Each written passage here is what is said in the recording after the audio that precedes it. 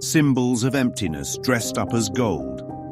A meditation on lesson 178. The mountaintop of the ego and the ache that follows. They've been to the mountaintop, and they saw what the world calls riches.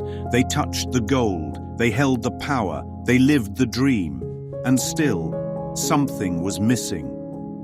This world teaches that fulfillment is a destination, a place called more status, more followers, more dollars, more attention, more control. But the ones who reach the top often go silent when they get there, not because they found peace, but because they didn't. What do you do when you get everything you thought you wanted and it still feels hollow? What do you say when you've climbed the entire ladder only to find it was leaning against the wrong wall? The Course teaches that this world is not real.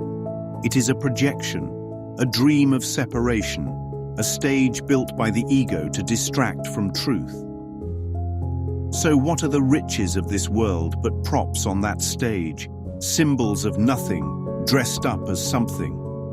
The mansion, the luxury car, the exclusive invite, the red carpet, the investment portfolio, the cosmetic transformation, the carefully sculpted identity, all symbols, all empty, all crumbling even as they rise. And that brings us to lesson 178. Let not my mind deny the thought of God. Because when the thought of God is forgotten, the mind must search for meaning elsewhere, and the ego is more than ready to offer its substitutes. It whispers, "You are not a creation of God. You are a self-made image, a character in a play, a body with a brand." And when that becomes the belief, the soul forgets its source and begins chasing symbols to fill the ache. But the ache cannot be filled because the thought of God cannot be replaced. What follows is a deep hunger, a quiet despair, and a desperate attempt to make illusions feel like home. And when the celebrity or mogul finally gets there, when they have it all, they cannot admit the truth. They cannot say, "There's nothing here," because that would mean tearing down the entire persona they've spent a lifetime constructing. So they pretend. They double down. They enhance the illusion. They smile wider, dress louder, post more often. Because the ego cannot survive exposure. Its one job is to keep the truth hidden. But now comes the second voice, the second lesson. I am entrusted with the gifts of God. This is the turning point, because the ego says you must earn everything, but the Course says you've already been given everything, not in form, but in spirit. You were entrusted with innocence. You were entrusted with joy. You were entrusted with forgiveness, with peace, with love itself.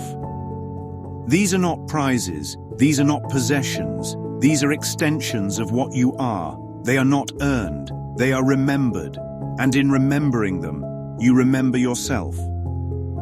To deny the gifts of God is to believe you are lacking. And once you believe you lack, you will look to the world to compensate.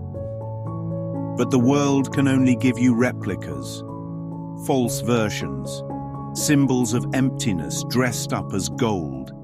The Course says, to have, give all to all. Because in giving, you recognize what can never be taken from you. True riches do not rust.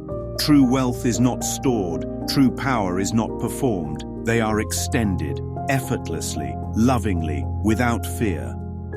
The ones who reached the mountaintop of the world and found it barren, they are not failures. They are just ahead of the illusion. But many of them are trapped because they don't know how to come down. They've sold the dream too many times. They've built too many identities.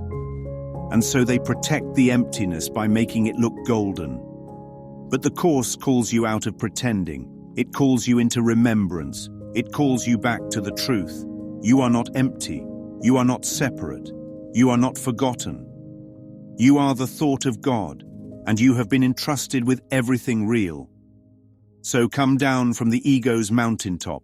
There is nothing there, no promised land, no lasting fulfillment, no truth in appearances.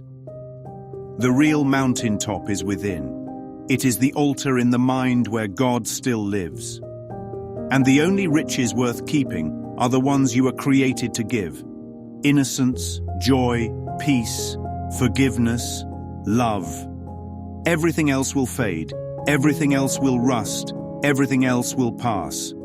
But not you, not what you are, not what God created. That is the only treasure, that is the only truth, that is the only reality.